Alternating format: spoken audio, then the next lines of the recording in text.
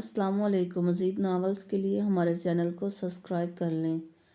ایک تو loud music, اوپر سے احان بھی گلے پھاڑ پھاڑ کے گا رہا تھا۔ امل کے سر میں واقعی درد شروع ہو چکا تھا۔ وہ اتنا لمبا سفر یہاں سے کراچی کا ابھی تو ایک بھی گھنٹہ نہیں ہوا تھا اور احان نے اپنی چیپ حرکتوں سے اسے زج کر رکھا تھا۔ ابھی تو کراچی اور نادر ایریا بھی جانا تھا۔ اوف! امل نے اپنے دکھتے سر کو دبایا۔ کاش یہ انسان سمجھتا اس کا ساتھ سوائے مجھے اذیت کے کچھ نہیں دیتا۔ احان نے کبھی میرے جذبات کا احساس نہیں کیا، کل بھی اور آج بھی۔ میں ایک جائز مطالبہ کر رہی ہوں، خلا میرا حق ہے۔ مگر احان نے اس کے لیے بھی اپنی شرط مقرر کر دی ہے۔ امل کی آنکھیں پل بھر میں آنسوؤں سے لبریز ہوئی تھیں۔ امل نے بے دردی سے اپنی آنکھوں کو صاف کرتے ہوئے ایک دفعہ پھر سے میوزک آف کیا۔ کیا ہوا ڈیئر وائف؟ کچھ ہو رہا ہے؟ یہ گانا سن کر لگتا ہے پاسٹ کے کچھ اچھے لمحات یاد آئے ہوں گے۔ احان مسکراتے ہوئے بولا، پاسٹ کا برا وقت اتنا برا ہے کہ وہ اچھوں کو یاد ہی نہیں کرنے دیتا۔ امل زہریلے لہجے میں بولتی احان کو بہت کچھ یاد کروا گئی تھی۔ احان کے چہرے پر اذیت رقم ہوئی تھی۔ کتنے سائے لہرائے تھے، کاش اس وقت کو اپنی زندگی سے نکال سکتا۔ پاسٹ اچھا نہیں تھا مگر حال مستقبل تو اچھا بنایا جا سکتا ہے۔ پلیز ایک موقع دے کر دیکھو۔ اپنی تمام غلطیاں، اپنے تمام ظلم کا مداوع کروں گا، تمہیں اتنا پیار دوں گا، تمہیں کبھی گزرے ہوئے پل، کبھی بھی بات کوئی یاد نہیں آئے گی۔ احان لہجے میں بے بسی لیے زخمی مسکراہٹ کے ساتھ بولا، انشاءاللہ میرا مستقبل بہت اچھا ہوگا، کیونکہ اس میں کسی بھی احان ملک کا سایہ نہیں ہوگا۔ میں اپنے مستقبل کو خوشگوار بنانے کے لیے اس شخص کا انتخاب کروں گی جو مجھ سے محبت نہیں بلکہ میری عزت بھی کرے گا، اور میں بھی اس کی عزت کروں گی، اور تم یہ عزت ڈیزرو نہیں کرتے۔ امل تیز اور کاٹ دار لہجے میں بولتی، احان ملک کا پورا وجود شعلوں میں بھڑکا گئی۔ احان نے ایک جھٹکے سے گاڑی روکی تھی۔ امل نے ڈیش بورڈ پر ہاتھ مار کر اپنا سر بچایا۔ احان نے پوری قوت سے اپنے وحشی گرپ سے امل کا منہ دبوچا، کیا بکواس کی ہے تم نے؟ منع کیا تھا نا تمہیں؟ میرے ساتھ ایسی بکواس مت کیا کرو۔ تمہیں ایک بات سمجھ نہیں آتی؟ تمہارا مستقبل، تمہارا حال، سب کچھ مجھ سے جڑا ہے۔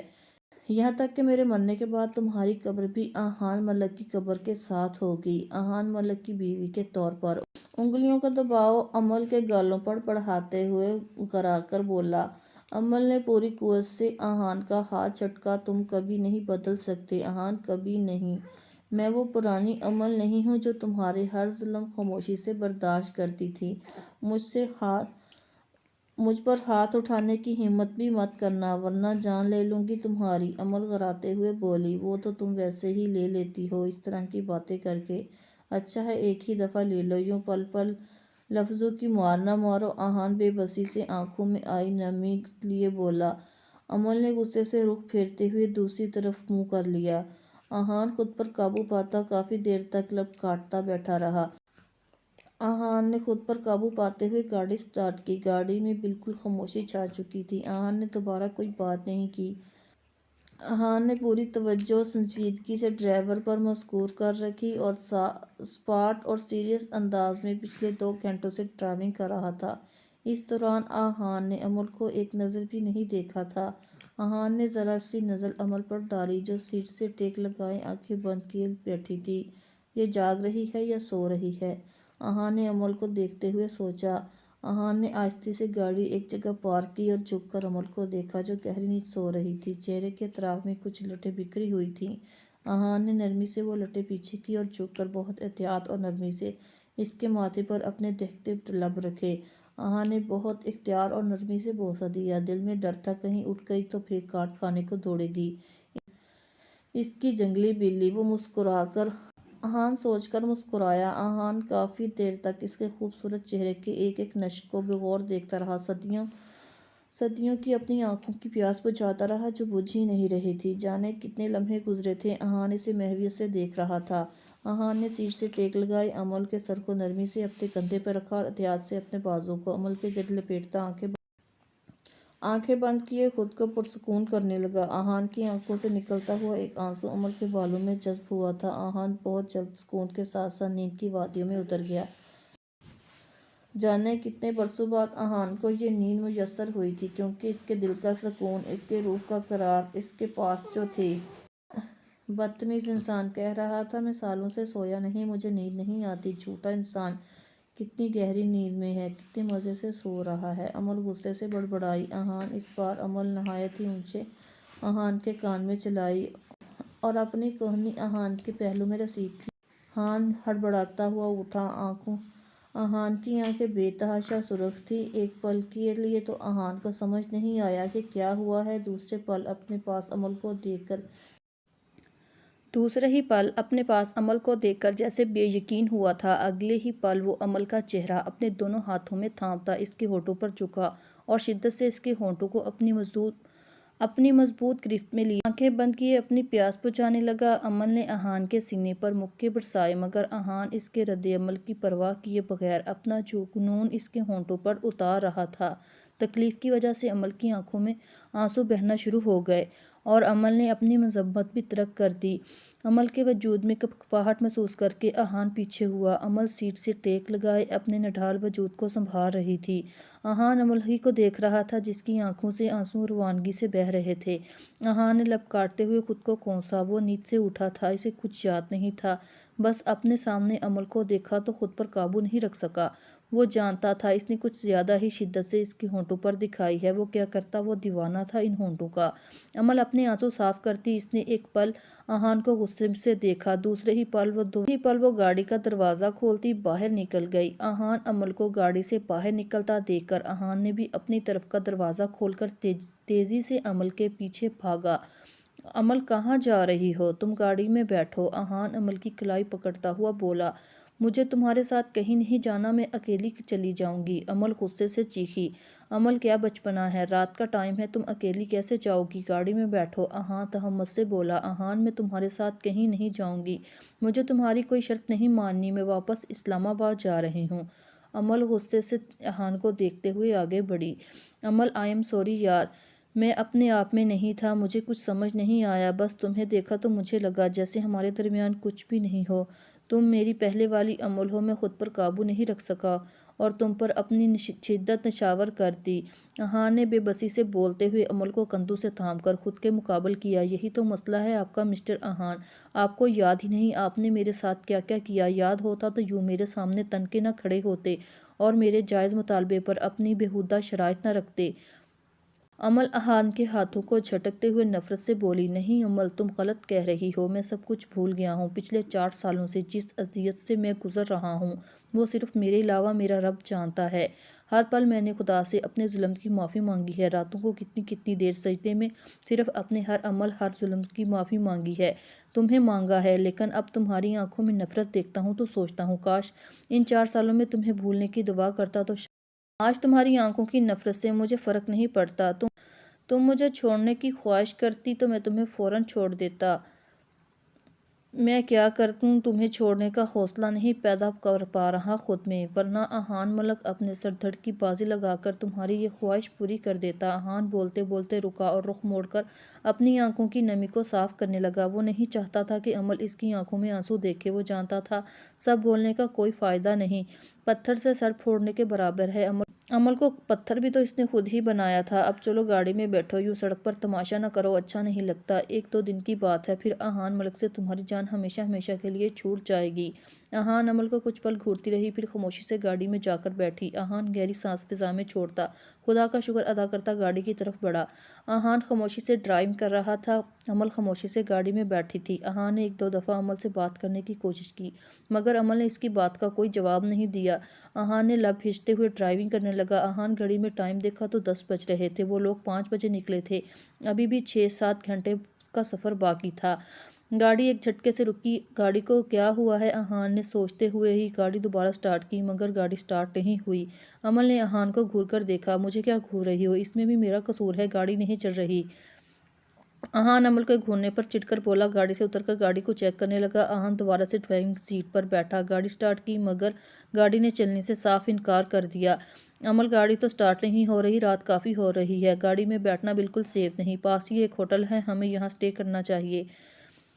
आहान के बताने पर अमल ने बेजारी से सीट से टेक लगाई थी। ओ नो, कहाँ फंस गई, अमल बड़बड़ाई। आहान अमल की बोलने पर कंधे जाकर रह गया। आहान और अमल एक 5 स्टार होटल में दाखिल हुए जो नज़दीक ही था। काउंटर पर पहुंच गए। आहान ने काउंटर से पेन उठाकर अपने कार्ड के पीछे कुछ लिखा था। ये सब कुछ इसने अमल से आंख बुझाकर लिखा। अमल गुस्से से एक तरफ मुंह फैलाकर खड़ी थी। आहान ने रिसेप्शनिस्ट को अपना कार्ड पकड़ाया और मुस्कुराते हुए देखा। रिसेप्शनिस्ट ने वो कार्ड पकड़कर आहान को ओके का साइन दिया। आई एम सॉरी सर, हमारे पास इस टाइम 2 कमरे अवेलेबल नहीं है, आपको सिर्फ एक ही कमरा मिल सकता है। वो मुस्कुराते हुए शायदगी से बोली। अमल जो दूर खड़ी थी इसकी बात सुनकर पास आई। क्या मतलब है आपका इस बात का? इतना बड़ा होटल है और आपके पास एक इजाफी रूम नहीं। अमल अपना जब्त करते हुए आराम से बोली। सॉरी मैम, असल में यहाँ वलीमे का फंक्शन है, इसलिए होटल के तमाम रूम बुक्स और बहुत सारी बिजनेस मीटिंग भी हो रही है, तो इसलिए होटल के तमाम रूम्स बुक्स हैं। ये रूम भी आपकी किस्मत अच्छी थी तो आपको मिल गया। इट्स ओके मैम, कोई बात नहीं, हम एक ही रूम से काम चला लेंगे। क्यों अमल? आहान ने अमल की तनकीनी नज़रों से देखा। अमल गुस्से से वॉकआउट कर गई थी। आहान कमरे की चाबियां पकड़ता, बाकी की फॉर्मेलिटी पूरी करते, रिसेप्शनिस्ट को थैंक्स कहता। Actually she is my wife, नाराज़ है मुझसे। आपका बहुत बहुत शुक्रिया मेरी बात मानने का। इट्स ओके सर, आप अपनी वाइफ को मनाइए, वो मुस्कुराते हुए बोली। तो आहान अमल की तरफ देख गया जो सोफे पर मुंह फुलाए बैठी थी। चलो अमल, कमरे में चलते हैं। आहान पास आकर बोला। मुझे तुम्हारे साथ एक रूम में नहीं रहना। अमल गुस्से से बोली। अमल क्या हो गया है यार, रात कितनी हो गई, यहाँ बैठी अच्छी लगोगी, सब क्या कहेंगे। चलो उठो, चलकर थोड़ा आराम कर लो, सुबह को फिर निकलेंगी। वादा करता हूँ कुछ नहीं करूँगा, प्रॉमिस यार। अमल आहान की किसी बात का जवाब दिए बगैर सोफे पर ही बैठी रही। आहान ने अमल का बाजू पकड़कर अपने सामने खड़ा किया। अमल, खामोशी से चलो वरना मैं गोद में उठाकर ले जाऊंगा और वो तुम्हें बिल्कुल अच्छा नहीं लगेगा। आहान, तुम ऐसा नहीं कर सकते। अमल दांत किचकिचाते हुए बोली। बिल्कुल कर सकता हूँ, तुम्हारा ये नाजुक सा वजूद मुझे बाहों में उठाने से कोई मसला नहीं, इसलिए खामोशी से चलो। अमल आहान की बात सुनकर गुस्से से रुख फेर गई। आहान ने लब खींचकर अमल को देखा और दूसरे ही पल आहान अमल को बाहों में उठाए लिफ्ट की तरफ बढ़ गया। आहान, छोड़ो मुझे, क्या बदतमीजी है। अमल आहान की शर्ट को कंधों से दबोचती गुस्से से मगर कदरे आहिस्ता आवाज में बोली। अमल का रंग शर्म से सुर्ख पड़ा था। सामने ही तो दो लोगों ने मुस्कुराते हुए ये मंजर देखा। आहान ने इसे उठाए लिफ्ट में दाखिल हो चुका था। वो तो शुक्र है लिफ्ट में कोई नहीं था। आहान, मुझे नीचे उतार दो प्लीज़। अमल गुस्से से बोली। बिल्कुल नहीं उतारूंगा, तुम शराफत से मेरी बात नहीं सुनती।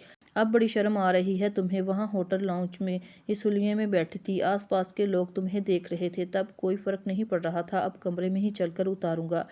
आहान इत्मीनान से बोलता लिफ्ट से बाहर निकल के अपने रूम की तरफ बढ़ा और चाबी से डोर खोलते आहान ने इसे अंदर आकर अपनी गोद से उतारा। अमल का गुस्से से और शर्म से बुरा हाल था।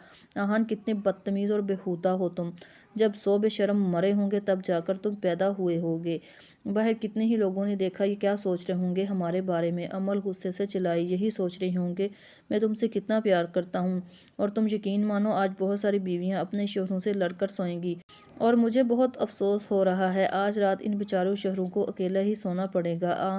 आहान आंख विंग करता हुआ बोला। अमल ने घूर कर देखते हुए वॉशरूम का दरवाज़ा बंद करती अंदर चली गई। आहान इत्मीनान से बेड पर लेटकर आंखें मूंद चुका था।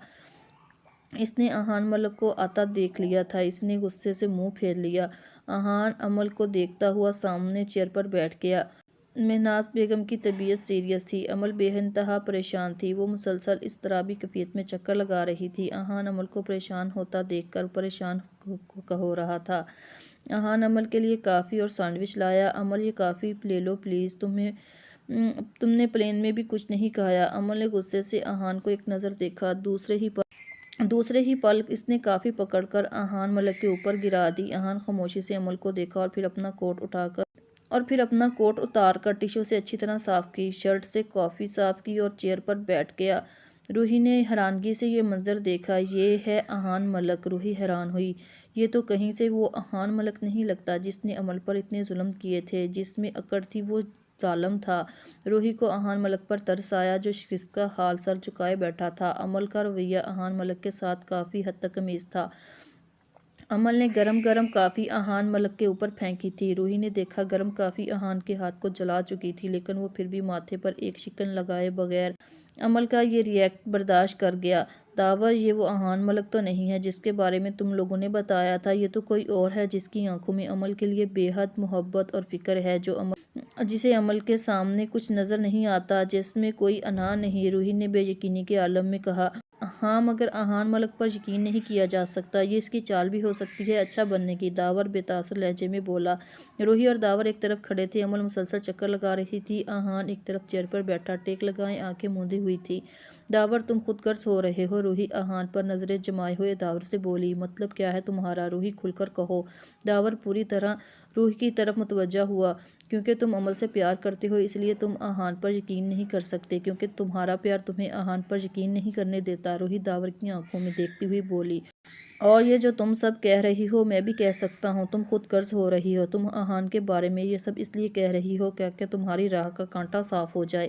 روحی شاکڑ ہوئی داور کی بات پر، کیونکہ داور بہت تلخ ہو رہا تھا، اس کی ایسی عادت نہیں تھی، اور وہ جو بھی تھا عمل احان سے ڈیورس چاہتی ہے، احان اسے دے نہیں رہا، جس دن احان نے اسے ڈیورس دے دی عمل اس نام نہاد رشتے سے آزاد ہو جائے گی۔ روحی داور کی محبت پر طنزیہ مسکرائی، مانا کہ عمل کی آنکھوں میں احان کے لیے محبت کا کوئی رنگ نہیں، کوئی جذبہ نہیں، عمل کی آنکھوں میں ایک ہی جذبہ ہے، وہ ہے نفرت کا، مگر وہ بھی صرف احان کے لیے، جو بھی ہے وہ صرف احان ملک کے لیے۔ عمل کی ہر تکلیف ہر دکھ کا مداوا صرف احان کے ہی پاس ہے، جس دن عمل کے اندر معاف کرنے کا ظرف آ گیا تو عمل کی زندگی میں سکون آ جائے گا، ویسے بھی ایسے، ورنہ وہ ایسے ہی تڑپتی رہے گی۔ داور ایک دوست ہونے کے ناطے ہمیں عمل کی مدد کرنی چاہیے، اسے اس تکلیف سے نکالنا چاہیے۔ بے شک تمہیں میں کم ظرف و خود غرض لگ رہی ہوں، صرف سب کو سکون میں دیکھنا چاہتی ہوں، عمل سکون میں آئی تو تمہیں بھی شاید سکون مل جائے اسے مطمئن دیکھ کر، کیونکہ اصل خوشی تو محبوب کی خوشی ہوتی ہے۔ روحی داور کو دیکھتی ہوئی ایک ایک لفظ صاف دل کی گہرائیوں سے بولی تھی۔ داور روحی کی باتوں پر صرف گہری سانس بھر کر رہ گیا۔ احان نے ایک دو دفعہ عمل سے بات کرنے کی کوشش کی، مگر عمل نے احان سے کوئی بات نہیں کی تھی۔ احان عمل کو اس حالت میں چھوڑ کر نہیں جانا چاہ رہا تھا، عمل کو ایسے دیکھ کر وہ تڑپ رہا تھا، عمل کی ایک طرف کھڑی مسلسل رو رہی تھی۔ داور عمل کے لیے کافی لے کر آیا، جو عمل نے فوراً پکڑی تھی۔ احان یہ دیکھ کر اندر تک چل گیا تھا، احان کی آنکھیں پل بھر میں سرخ ہوئی تھیں۔ عمل کے کافی گرانے پر احان ملک کے ہاتھ پر اتنی جلن نہیں ہوئی تھی جتنی داور کے ہاتھ سے عمل کو کافی پکڑتے دیکھ کر ہوئی۔ اب عمل داور سے روتے ہوئے منہاس بیگم کا پوچھ رہی تھی، وہ ٹھیک تو ہو جائیں گی نا داور؟ جس پر داور اسے تسلی دے رہا تھا۔ احان ملک دونوں ہاتھوں کی انگلیوں کو آپس میں پھنسائے ہوئے زمین کو دیکھتا اپنی ٹانکیں مسلسل اضطرابی کیفیت میں ہلا رہا تھا۔ احان ملک سے یہ سب کچھ برداشت نہیں ہو رہا تھا، ایک آگ لگ گئی تھی اس کے اندر، سینے میں ایک دہکتا ہوا آگ کا لاوا جل رہا تھا۔ احان ملک ابھی بھی گھر آیا تھا، اس ٹائم صبح کے 9 بج رہے تھے۔ منہاس بیگم کی حالت اب خطرے سے باہر تھی، عمل یہ سن کر کافی ریلیکس ہوئی تھی۔ منہاس بیگم کو روم میں شفٹ کر دیا گیا تھا، سب روم میں چلے گئے تھے، احان کا اب وہاں کوئی کام نہیں تھا، ویسے بھی جس کے لیے وہ ساری رات وہاں رہا اس نے ایک نظر بھی نہیں اسے دیکھا تھا، اسے مکمل اگنور کر رکھا تھا۔ یہ سب کچھ احان ملک کیسے برداشت کر رہا تھا یہ احان کا دل ہی جانتا تھا۔ احان اپنے کپڑے چینج کرتا بیڈ پر لیٹا، آنکھوں سے آنسو نکلتے ہوئے تکیے میں جذب ہونے لگے، پتہ نہیں یہ ہجر کا عذاب کب ختم ہوگا۔ احان نے آنکھیں بند کرتے ہوئے سوچا۔ منہاس بیگم کی طبیعت سنبھلنے کے بعد داور 2 فلیٹ لیے تھے، ایک اپنے لیے اور ایک منہاس، روحی اور عمل کے لیے۔ قدرے بڑا فلیٹ لیا تھا، منہاس بیگم کے بہت کہنے کے باوجود ان لوگوں کے ساتھ نہیں ٹھہرا، کیونکہ جو بھی تھا اسے عمل کی عزت خود سے بھی بڑھ کر عزیز تھی، اس لیے اس نے تھوڑے فاصلے پر اپنا فلیٹ لے لیا۔ تقریباً آج پورے 10 دن ہو گئے تھے اسے دشمن جانہ کی آواز سنے ہوئے، اسے دیکھے ہوئے۔ احان تیار ہوتے ہوئے مسلسل یہی سوچ رہا تھا کہ اگر وہ نہ آئی تو۔ احان نے بہت سوچا تھا عمل کو کال کی جائے، مگر وہ جانتا تھا وہ چڑ جائے گی اگر غصے میں سے نہ آئی تو، یہ سوچ کر احان نے اسے کال نہیں کی۔ احان آف وائٹ سوٹ پہنے، گلے میں ٹائی لگائے بے حد وجیح اور ڈیشنگ لگ رہا تھا، بال سلیقے سے جیل کے ساتھ سیٹ کیے ہوئے تھے، خود پر پرفیوم چھڑکتے ہوئے مسلسل بے چین تھا۔ عمل کو دیکھنے کے لیے اس کی آنکھیں بےتاب ہو رہی تھیں۔ پارٹی اپنی عروج پر تھی، احان بے چینی سے عمل کا انتظار کر رہا تھا، مگر عمل ابھی تک آئی نہیں۔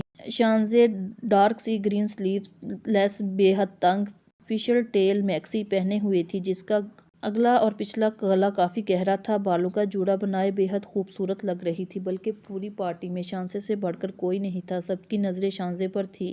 احان ملک کی سیکرٹری تھی، شانزے کی نظریں احان ملک پر جو تھیں، جو پارٹی میں ایک طرف بیزار سا بیٹھا تھا۔ احان نے ایک نظر بھی شانزے کو نہیں دیکھا، یہی بات شانزے کو بے حد تکلیف دے رہی تھی۔ شانزے جانتی تھی احان کس کا انتظار کر رہا تھا، شانزے دعائیں مانگ رہی تھی وہ کبھی نہ آئے۔ احان اپنے پروجیکٹ پارٹنر کے ساتھ باتوں میں مصروف تھا۔ اس کی نظر انٹرس پر پڑی جہاں امل، داور، روحی اس کے ساتھ آ رہی تھی۔ احان نے اپنے لب بیچ کر امل کو دیکھا جو ریڈ کلر کی نازک سی ساڑی پہنے، بالوں کو رف سا جوڑا بنائے، ریڈ لپسٹک لگائے، کانوں میں نازک سے ریڈ کلر کے ٹاپس پہنے امل بے انتہا خوبصورت لگ رہی تھی۔ اتنی خوبصورت لگ رہی تھی کہ پارٹی میں آئے تمام مہمانوں کی نظروں میں امل کے لیے پسندیدگی تھی۔ احان کے ساتھ کھڑا اس کا پروجیکٹ پارٹنر بھی منہ کھولے امل کو دیکھ رہا تھا۔ وٹ اے بیوٹی اس کے منہ سے نکلا۔ احان نے اس کی بات پر سختی سے اپنی مٹھیاں بھیجی تھیں۔ احان نے غصے سے ڈرنک کو منہ لگائی تھی۔ دل کر رہا تھا امل کو یہاں سے دور لے جائے، یہاں کوئی بھی امل کو نہ دیکھے۔ احان امل کے پاس گیا جہاں روحی امل ایک طرف کھڑی باتیں کر رہی تھی۔ روحی احان کو دیکھ کر بہت خوش ہوئی تھی۔ روحی کی احان سے کافی دوستی ہو چکی تھی۔ کیسی ہو روحی؟ احان روحی سے ہاتھ ملاتے ہوئے پوچھنے لگا مگر اپنی نظریں امل پر جمائے ہوئے تھی جو ریڈ لپسٹک لگائے یوں تیار احان کا ضبط آزما رہی تھی۔ امل نے احان کو دیکھ کر اپنی نگاہیں پھیر لی تھی۔ روحی امل کو احان کے پاس اکیلا چھوڑ کر احان کو آنکھ ونک کرتی وہاں سے چلی گئی تھی۔ اس بیہودہ ڈریس کے علاوہ کوئی اور ڈریس نہیں ملا پہننے کو۔ امل احان کے ڈریس کو تنقیدی نگاہوں سے دیکھتا ہوا بولا، اس ڈریس کو ساڑی کہتے ہیں جو تمہیں کبھی بہت پسند تھی۔ امل منہ بناتے ہوئے بولی تو احان کے لبوں پر مسکراہٹ دوڑی تھی۔ چلو شکر ہے تمہیں یہ بات تو یاد ہے مجھے ساڑی بہت پسند تھی ورنہ تمہیں برے وقت کے علاوہ کوئی وقت یاد نہیں۔ یعنی یہ ساڑی تم نے میرے لیے ہی پہنی ہے؟ احان امل کو دیکھتے ہوئے شرارتی لہجے میں بولا، میں کیوں پہنوں گی تمہارے لیے؟ ہاں تمہیں آگ لگانے کے لیے پہنی ہے ورنہ تمہیں دیکھ کر لگ رہا ہے وہ تمہیں اچھی خاصی لگ چکی ہے۔ امل احان کو دیکھتے ہوئے مسکرائی تھی۔ احان نے امل کی بات پر کہکا لگایا، ویسے مجھے نہیں پتا تھا کہ تم میرے بارے میں اتنا سوچتی ہو۔ اب دیکھ لو مجھ سے نفرت کے علاوہ تم نے ان 4 سالوں میں کیا کیا ہے۔ ان 4 سالوں میں ہر پل تمہارے ساتھ رہا ہوں، ہر پل تم نے مجھے یاد کیا ہے، چاہے نفرت کا جذبہ ہی صحیح مگر ہر پل صرف احان ملک ہی تمہارے قریب رہا ہے۔ یہ پارٹی اس کے لیے ہے تم جو مجھے سوچ کر الباس کا انتخاب کیا ہے اور تم پھر کہتی ہو تم میرے ہونے سے نہ ہونے سے کوئی فرق نہیں پڑتا، بلکہ اصل میں تمہیں آج بھی احان ملک کی ہو۔ میری نفرت نے تمہیں کسی کا ہونے نہیں دیا، آج بھی تم صرف میری ہو۔ اور جہاں تک اس لباس کے لیے مجھے آگ لگانا چاہتی ہو تو تم پوری طرح کامیاب ہو چکی ہو۔ سچ میں اپنی بیوی کو یوں دیکھ کر مجھے آگ لگ چکی ہے۔ احان امل اوپر سے نیچے تک گھورتا ہوا بولا، واٹ ایور، مجھے کوئی فرق نہیں پڑتا، آپ کچھ بھی سوچیں مسٹر احان ملک۔ مگر امل یہ کہتے ہوئے داور کی طرف چل دی جو دور کھڑے امل کو دیکھ رہا تھا۔ احان ایک ٹیبل پر بیٹھا امل کو اپنی نظروں کے اثار میں لیے ہوئے تھا، بلکہ جلے دل اور زخمی مسکراہٹ کے ساتھ امل کو اتنا سجا سورا دیکھ رہا تھا جو کب سے داور کے ساتھ مسکرا کر باتیں کر رہی تھی۔ یہ سب احان کی برداشت سے باہر ہو رہا تھا مگر وہ برداشت کر رہا تھا۔ اس کی سزاؤں میں سے ایک سزا شاید یہ بھی تھی۔ احان امل کو دیکھ رہا تھا جب امل کی نظر احان کی طرف اٹھی۔ امل نے مسکراتے ہوئے احان کو دیکھا، پھر داور کو کچھ ہنستے ہوئے کہا اور داور امل ڈانس فلور کی طرف بڑھ گئے۔ احان نے تعجب بھری نظروں سے امل اور داور کو ڈانس فلور کی طرف جاتے ہوئے دیکھا۔ امل اور داور کپل ڈانس کر رہے تھے۔ امل داور کے شولڈر پر ہاتھ رکھے مسکراتے ہوئے ڈانس کر رہی تھی۔ احان کی برداشت بس یہیں تک کی تھی۔ احان نے اپنی سیکرٹری شانزے کا ہاتھ پکڑے ڈانس فلور کی طرف گیا۔ اب احان اور شانزے ہاتھوں میں ہاتھ ڈالے ڈانس کر رہے تھے۔ احان کی خونخوار نظریں امل پر ہی تھیں جو داور کے ہاتھوں میں ہاتھ ڈالے ڈانس کر رہی تھی۔ اس نے مکمل طور پر احان کو اگنور کر رکھا تھا۔ احان کی نظریں امل کی بیک پر پڑی تھیں۔ امل کی بیک پر تل احان کو مزید آگ لگا گیا۔ چینجنگ پارٹنر، احان نے جلدی سے امل کا ہاتھ پکڑ کر خود کو قریب کیا تھا۔ مسٹر احان کیا بدتمیزی ہے، امل دبے لہجے میں کرائی۔ بدتمیزی تو میں نے ابھی دکھائی نہیں، ابھی دکھاؤں گا۔ احان دبے لہجے میں کراتا ہوا امل کے جوڑے میں ہاتھ ڈال کر اس کے بال کھول چکا تھا۔ احان یہ کیا کیا تم نے، میرے بال کیوں کھول دیے؟ امل احان کو غصے سے گھورتے ہوئے بولی، کیونکہ تمہاری بیک پر تل دیکھنے کا حق صرف مجھے ہے، مجھ سے برداشت نہیں ہو رہا تم یوں نمائش کر رہی ہو۔ احان مسکراتے ہوئے امل کو آگ لگا گیا، اور یہ جو تم کرتی پھر رہی ہو یہ مت بھولو، آج بھی تم میرے نکاح میں ہو، بیوی ہو میری، میرا رشتہ آج بھی تم سے بہت گہرا ہے۔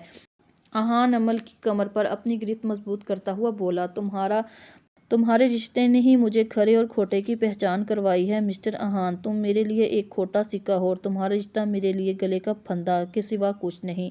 امل بے رحمی سے بولی تو احان نے مسکراہٹ سمٹی تھی، ماتھے پر بال گہرے ہوئے تھے۔ یہ کیا ہوا مسٹر احان، ابھی تو میں نے کچھ کہا ہی نہیں اور آپ کا یہ حال، جب کہوں گی تو پتہ نہیں کیا حال ہوگا۔ امل طنزیہ مسکرائی تھی، جو بھی ہے امل، تم جو بھی ہے عمل، تم کچھ بھی کہو، سچ یہی ہے، تم آج بھی میری بیوی ہو۔ احان اطمینان سے بولا، سچ بولنا کمال نہیں ہوتا، سچ سننا کمال ہوتا ہے۔ یہ سچ ہے تمہاری بیوی ہوں، یہ بھی سچ ہے تمہاری بیوی ہونا میرے لیے ذلت کے سوا کچھ نہیں۔ امل مسکراتے ہوئے بولی۔ احان ملک کا اطمینان اور سکون غارت کر گئی۔ امل خود کو احان ملک کی گرفت سے آزاد کراتی وہاں سے چل دی۔ شاہزادے نے نفرت بھری نگاہوں سے امل کو دیکھا اور جب سے یہ پارٹی میں آئی تھی احان ملک کو اس کے علاوہ نظر ہی کچھ نہیں آ رہا تھا۔ شاہزادی گہری مسکرائی تھی کیونکہ آج امل کے لیے اس نے اسپیشل سوچا تھا۔ آج کی رات امل کے لیے بہت یادگار بننے والی تھی۔ امل ایک ٹیبل پر بیٹھی جوس پینے لگی جو ابھی ویٹر اس کے لیے لایا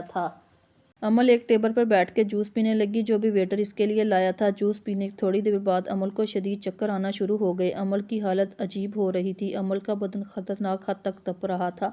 امل کو وہ تپش پاؤں سے سر تک محسوس ہو رہی تھی۔ امل کو شدید بے چینی ہو رہی تھی۔ اتنی سردی میں امل کو پسینہ آ رہا تھا۔ امل نے ایک نظر سامنے حال میں دوڑائی۔ امل کو سب گھومتا ہوا محسوس ہوا۔ امل نے گلاس اٹھا کر زمین پر پھینکا۔ ایک پل کے لیے سب متوجہ ہوئے، دوسرے ہی پل پھر سب اپنی اپنی باتوں میں مصروف ہو گئے۔ صرف شاہزادی نہیں امل کی حرکات اور سکنات دیکھ رہی تھی۔ شاہزادی مسکراتے ہوئے امل کو دیکھ رہی تھی۔ بس تھوڑی دیر امل، پھر تمہارا یہ خوبصورت روپ یہاں پارٹی میں ہر موجود شخص دیکھے گا۔ احان ملک دنگ رہ جائے گا۔ آج کی رات کے بعد تم کسی کو منہ دکھانے کے قابل نہیں رہو گی۔ احان ملک ایک ٹیبل کے گرد بیٹھا ہوا تھا۔ امل کی باتوں نے احان ملک کو بے حد دکھی کر دیا تھا۔ امل کی باتیں ہمیشہ ہی اس کے دل کو بے حد زخمی کر دیتی تھی۔ احان ملک اپنا ڈرنک کا گلاس منہ کو لگائے ہوئے حال میں نظریں دوڑا رہا تھا۔ نظر جانے دشمنوں پر گئی۔ احان نے خود سے عہد کیا تھا اب وہ امل سے کچھ نہیں کہے گا اور نہ ہی اس کے پاس جائے گا، مگر امل کے معاملے میں اس کا عہد اتنی دیر ہی قائم رہ سکتا تھا۔ وہ چاہ کر بھی امل کو اگنور نہیں کر سکتا تھا۔ احان نے امل کو دیکھا، کچھ عجیب سا محسوس ہوا۔ امل ایک طرف کھڑی سب کو عجیب نظروں سے دیکھ رہی تھی۔ امل نے اپنے بالوں کو لپیٹ کر جوڑا بنایا۔ اب امل اپنی گردن پر ہاتھ پھیر رہی تھی اور لمبے لمبے سانس لے رہی تھی۔ امل نے اپنی ساڑی کے پلو کو اتارنے کی کوشش کی مگر پن ہونے کی وجہ سے امل کے کھینچتے ہوئے کے باوجود وہ الگ نہیں ہوا۔ احان ملک یہ دیکھ کر ایک لمحے کی ہزاروں حصوں میں امل کے پاس پہنچا۔ اب امل کانپتے ہاتھوں سے اپنی ساڑی کی پن اتار رہی تھی۔ امل یہ کیا کر رہی ہو؟ احان نے امل کے پاس جا کر اسے پن ریموو کرنے سے روکا۔ احان تم؟ امل نے مخمانی نگاہوں سے احان کو دیکھا اور پھر مسکراتے ہوئے احان کے گلے لگ گئی۔ امل کیا ہوا تمہیں؟ احان پریشانی کے عالم میں بولا۔ امل مسکراتی ہوئی احان سے لگ ہوئی اور اپنی ساڑی کا پلو ایک جھٹکے سے کھینچا۔ اس سے پہلے کہ امل کی ساڑی کا پلو امل سے الگ ہوتا احان نے امل کو ایسا کرنے سے روکا، اسے خود کے قریب کرتے ہوئے اپنے سینے میں بھیجا۔ امل احان سے الگ ہوئی، اس کے چہرے کو تھامتی کس کرنے کی کوشش کرنے لگی۔ احان کو امل کی حالت دیکھ کر فوراً سب کچھ سمجھ آ گیا۔ پارٹی میں سب اب امل کی طرف متوجہ ہو گئے تھے۔ احان امل کو باہوں میں اٹھائے باہر کی طرف لے گیا۔ داور یہ دیکھتا ہوا باہر آیا۔ احان کیا کر رہے ہو؟ امل کو کہاں لے کے جا رہے ہو؟ داور نے احان کو روکنے کی کوشش کی۔ داور پیچھے ہٹ جاؤ، امل کی طبیعت ٹھیک نہیں ہے۔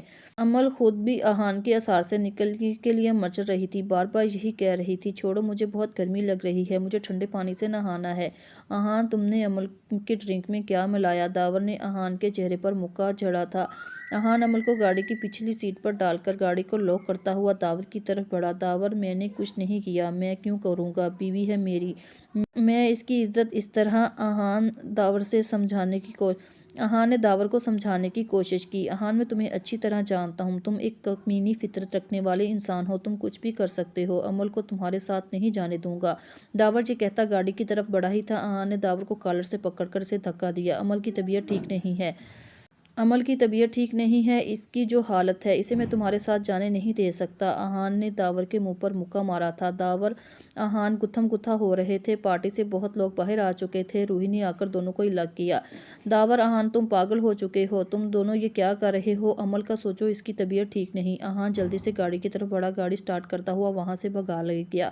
داور بھی جلدی سے اپنی گاڑی کی طرف بڑھا، روحی بھاگتی ہوئی داور کے ہمراہ ہوئی، داور کے ساتھ فرنٹ سیٹ پر بیٹھ گئی۔ ملک خان پر یقین نہیں کرنا چاہیے تھا، یہ سب احان نے جان بوجھ کر کیا تھا اور تمہیں کیا ضرورت تھی یوں بیچ میں آنے کی؟ داور روحی پر دھاڑا۔ داور وہاں کتنے لوگ جمع تھے، میڈیا بھی تھا۔ تم لوگوں کی وجہ سے عمل کی عزت پر حرف آئے۔ لوگ طرح طرح کی باتیں کرے عمل کے بارے میں باتیں کر رہے تھے۔ اگر تھوڑی دیر اور یہ سب کچھ جاری رہتا تو پتہ نہیں کیا ہوتا۔ روحی تحمل سے داور کو سمجھاتے ہوئے بولی، کچھ بھی ہو روحی، پتہ نہیں احان کا اس سب سے کیا مقصد ہے۔ داور پریشانی کے عالم سے اپنی گاڑی کی سپیڈ بڑھائی تھی۔ احان نے داور کو پیچھے آتا دیکھ لیا تھا۔ احان نے اپنا راستہ بدلتے ہوئے داور کو ڈاچ کیا تھا۔ احان عمل کو لے کر ایک ہوٹل میں رکا۔ احان عمل کو باہوں میں اٹھائے ہوٹل کے کمرے میں داخل ہوا۔ عمل کو بیڈ پر لٹایا تو عمل نے احان کے کالر کو کھینچتے ہوئے بیڈ پر گرایا اور خود اس کے اوپر ہوتے ہوئے احان کو کس کرنے لگی۔ عمل کی یہ حرکتیں احان کا دل زوروں سے دھڑکا رہی تھی۔ احان اپنے دل پر ہزاروں پہرے بٹھائے عمل کو خود سے دور کرنے لگا، مگر عمل شاید ایسا نہیں چاہتی تھی۔